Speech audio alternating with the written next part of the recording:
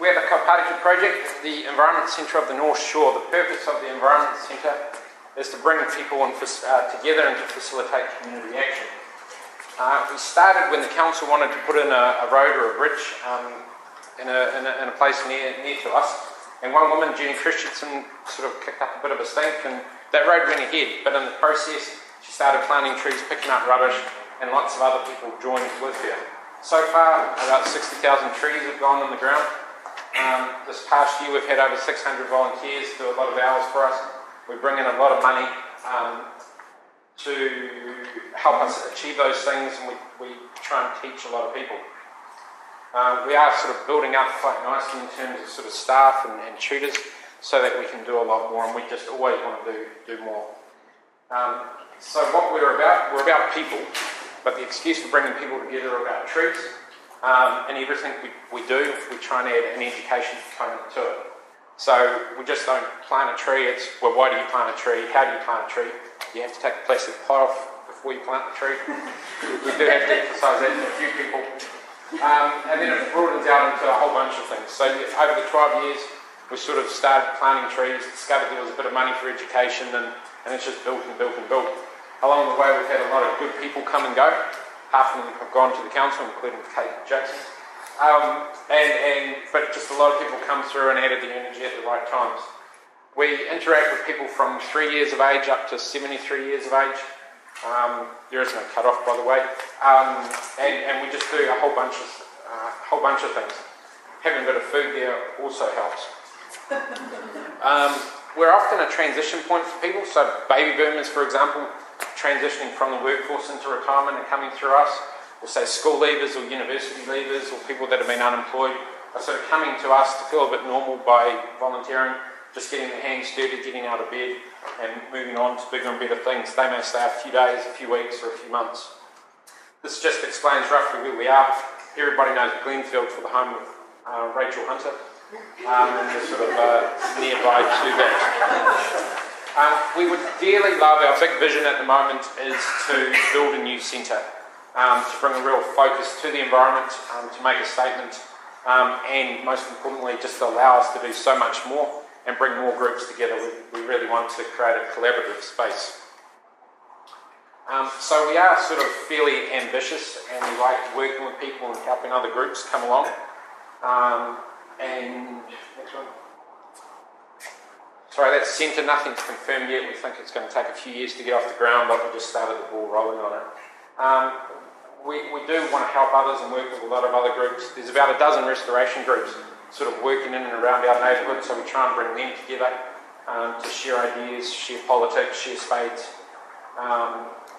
We ran the Green Film Festival. I'm not sure how many of you heard about it this year. A few did. We're trying to reach out to a broader audience. It wasn't wildly successful, but next year we're teaming up with EcoMatters, and we hope it to be, we want it to be more successful, and I think it will be. Do you want to just go back? And it will be exciting, and that will build over time, but it really is about bringing more people in. My next point is, I'm turning slightly political here. This slide is not quite right, but we obviously interact with council a lot, and they are a great thing and a bad thing. And as I think environmental organisations, we have to remember sort of where council fits in, where we fit in, and where everybody fits in. Council deals with some big issues. Sometimes as environmental groups we go there with our begging bowl far too much. Other times we go ahead and do things and then we have to beg for forgiveness afterwards. I don't mind that too much. And then other times we just run off on a tangent and run a marathon by ourselves and forget to work with others. Somewhere in between, I think we have to find our place. But before we kind of point the finger at council or government too much, we have to look at ourselves a bit and improve our own structures, our own processes. Even though some of this crowd have spoken against that, I think it is important to do things to a degree by the book, collaborate with others and get training. These days are great, but you need formal training. So what is a partnership? Partnership is about a meeting of equals and working together on a bigger picture. And for me, council is one part of that bigger picture, government, business and the community most importantly. We have to be creative and work together. And this is a slide sort of trying to say that sometimes we can be a bit all over the place. Sorry, could you just hold it here for a moment?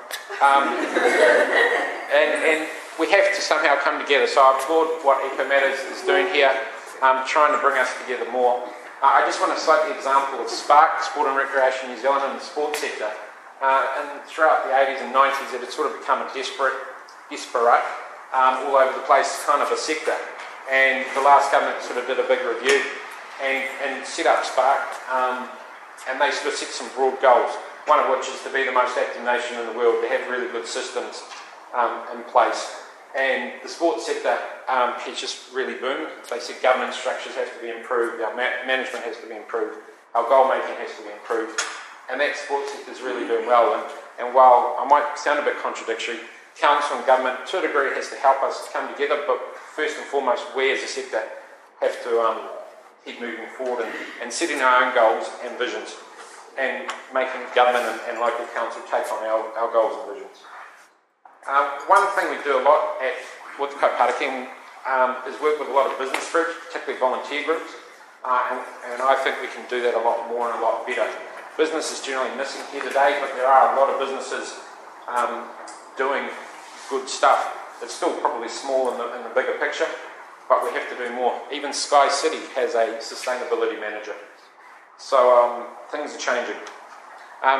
If there's one thing I think we could do is more of this, perhaps once a year get together to really celebrate what's going on. I've just been blown away by what's been going on this morning.